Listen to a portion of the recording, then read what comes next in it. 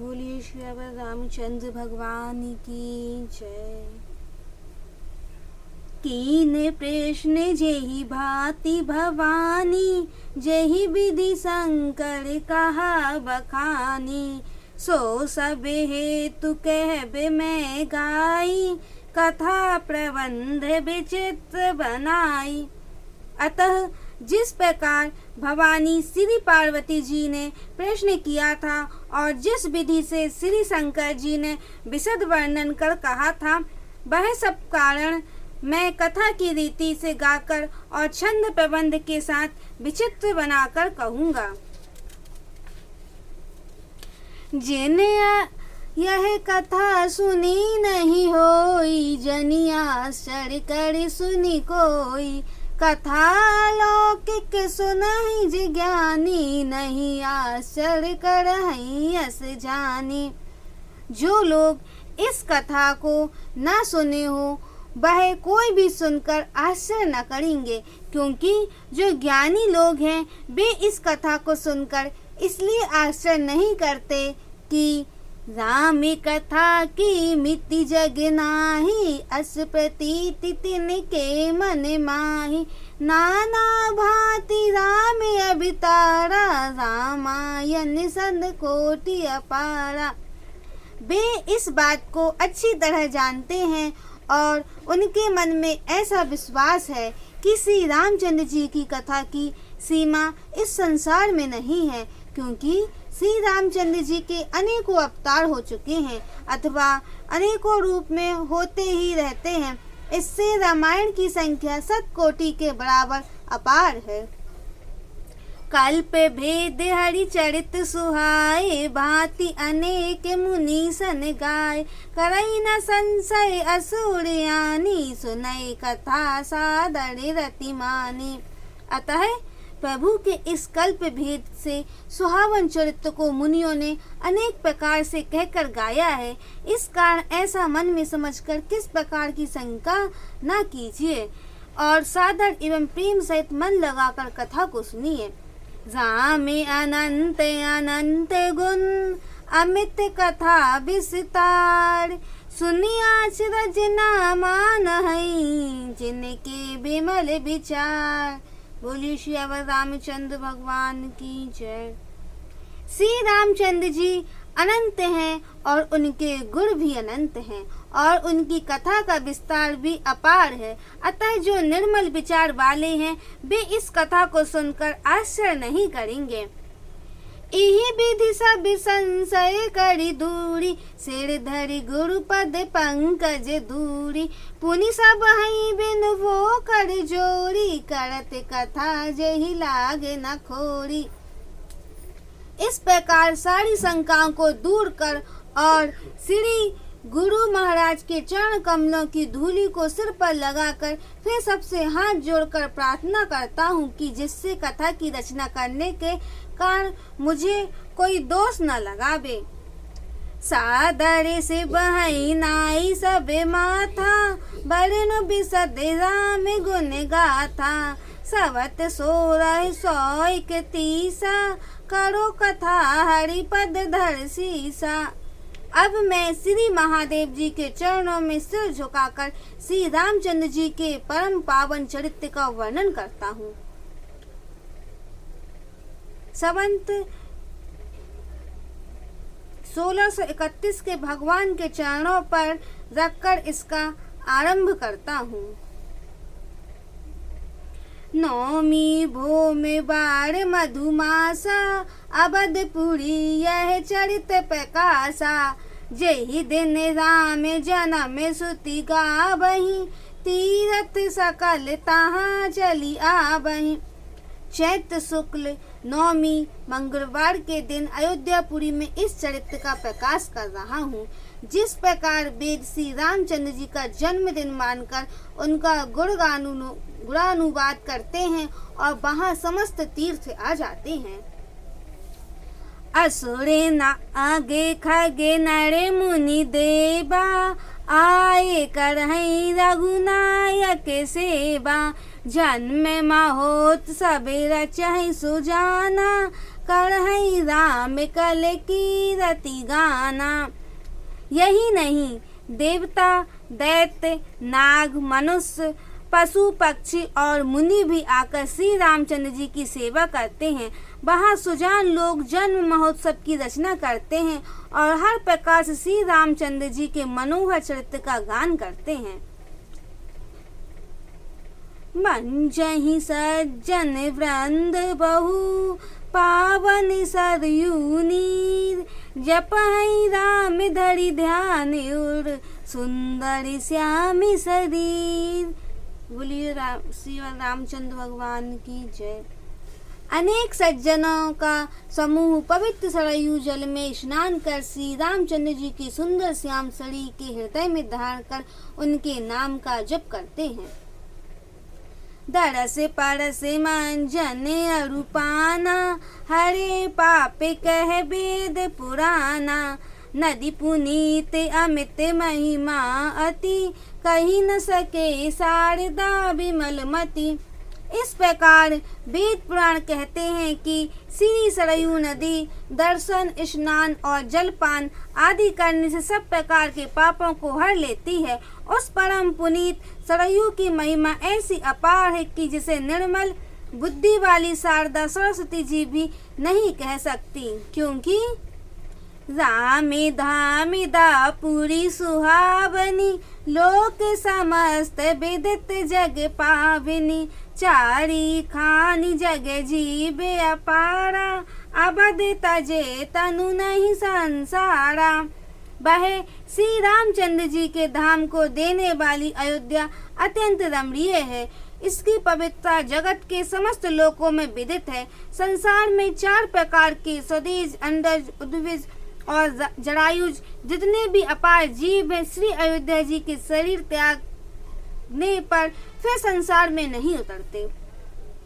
सबे विधि पूरी मनोहर जानी, सकल सिद्धि पद मंगल खानी।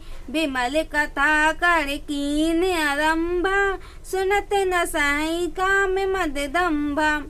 यह अयोध्यापुरी को सब प्रकार से मनोहर और समस्त सिद्धियों की प्रदाता और मंगल की खान जानकर इस विमल कथा को यहाँ आरंभ कर दिया है कि जिसके श्रवण करने से काम, मद और दंभ का नाश हो जाता है।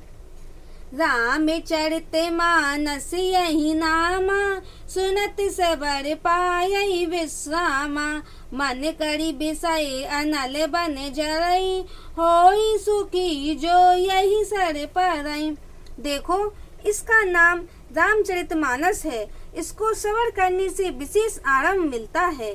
विषय रूपी दवाग्नि में जलता हुआ जो मनुष्य इसमें आकर पड़ जाता है वह सुखी हो जाता है, क्योंकि रामचरित मानस मुनि भावन, बिरचऊ शंभु सुहावन पावन। त्रिविध दोष दुख दारिद्र दावन, कलि कुचाल कलि कुश नसावन। क्योंकि इस परम पवित्र और सुहावने रामचरितमानस की रचना श्री शंकर जी ने की है, जो पहले मुनियों को अच्छी लग चुकी है।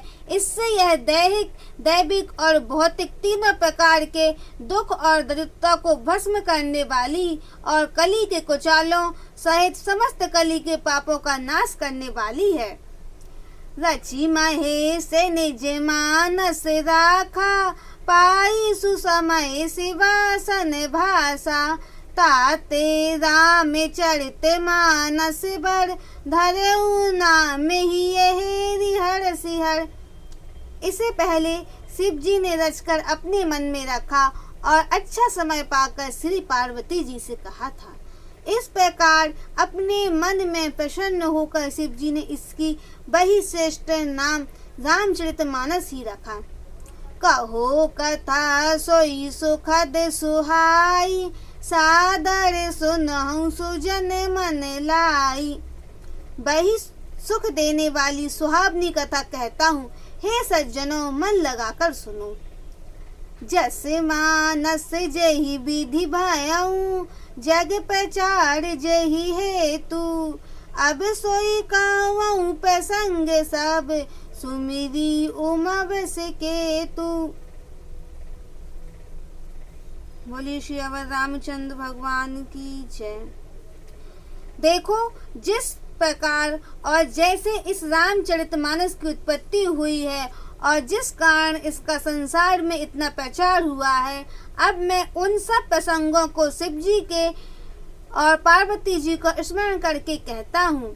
शंभु प्रसाद सुमति ही ये हुलसी, रामचरित मानस कवि तुलसी।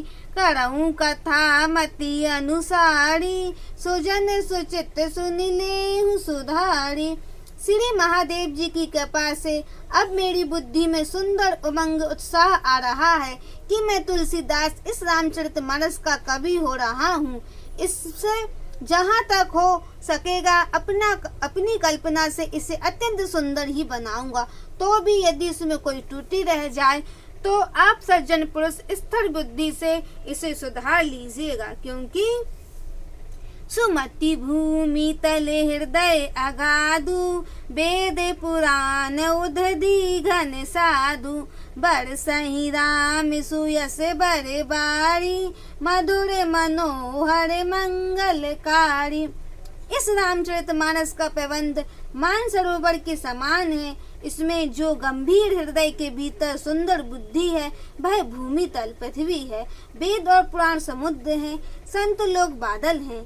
वे श्री रामचंद्र जी के सुयस रूपी शीर्ष जल की वर्षा करते हैं, जो अत्यंत ही मधुर और मन को हरने वाला तथा मंगलों का मूल कारण है।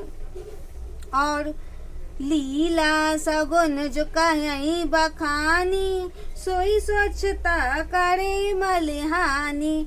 प्रेम भक्ति जो बढ़नी न जाई, सोई मधुरता सुशीतल आई।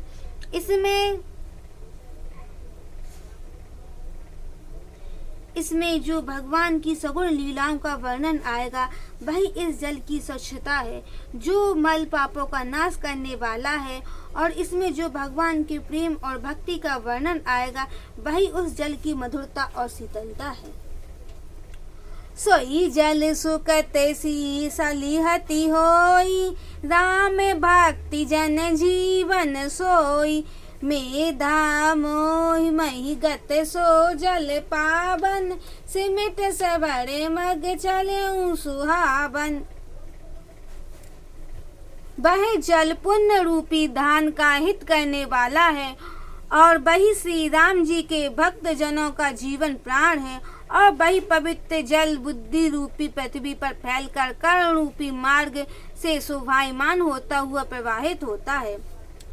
भरे सो मानस सुथल थिराना, सुखद शीत रुचि चारु चिराना।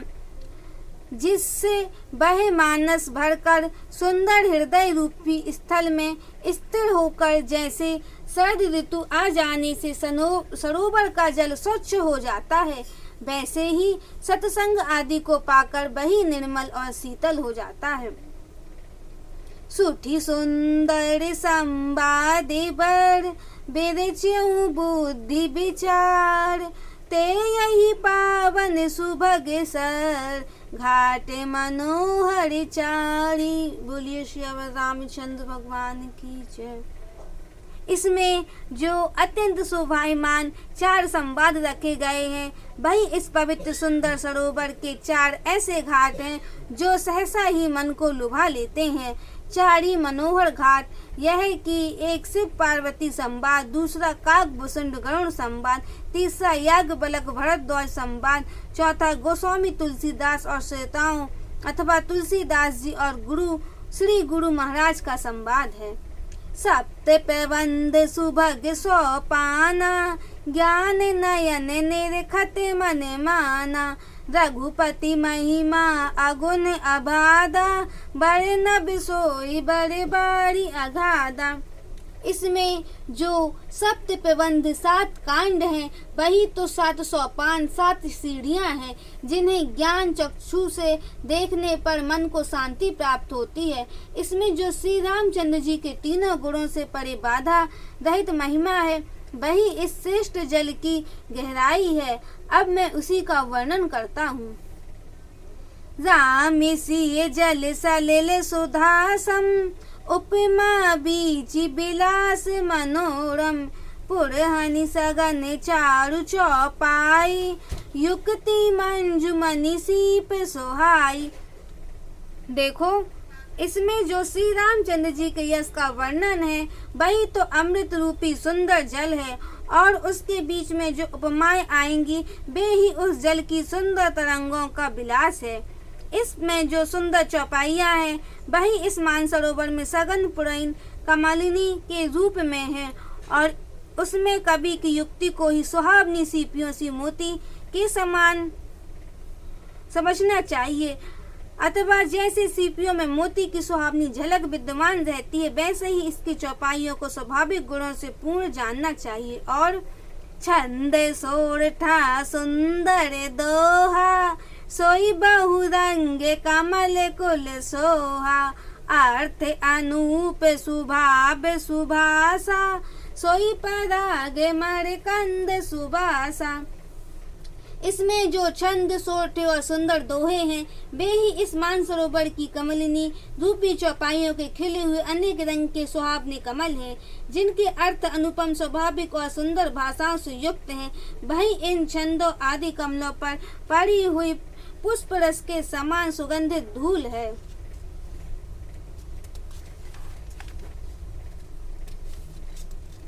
सुकत पुंज मंजुल अलिमाला ज्ञान विराग विचार मराला दुनिया बेरेब कवित गुण जाति मीन मनोहर ते बहु भांति।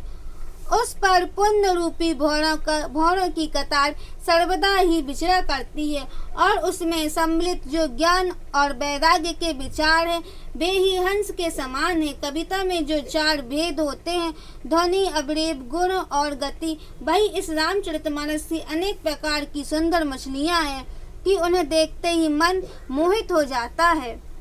अर्थ धर्म काम आदिक चारी कह बेगान विज्ञान विचारी न बिरस जप तप योग विरागा ते सब जल चर चारु तरागा। इसमें जो अर्थ धर्म काम और मोक्ष का वर्णन ज्ञान विज्ञान के विचारों से किया जा रहा है, और जो श्रृंगार वीर रुद्र विभत्स आदि कविता के 9 रस हैं, तथा जप तप योग और वैराग्य आदि का जो वर्णन है वही इस मानसरोवर की जलचारी जीव है। सुकैति साधु नाम गुण गाना ते विचित जल बिहग समाना संत सभा चाहू दिसी अमिराई सैदारी तु बसंत सम गाई। इसमें वे पुण्यात्म जन जो सर्वदा ही श्री रामचंद्र जी के नाम का यशोगान किया करते हैं, उनको विचित्र जल पक्षी का स्थान प्राप्त है, और उन संतों की सभा ही इस सरोवर के चारों ओर सुंदर अमराई बगीची के समान है, और उनकी जो श्रद्धा है वही सुंदर बसंत ऋतु है।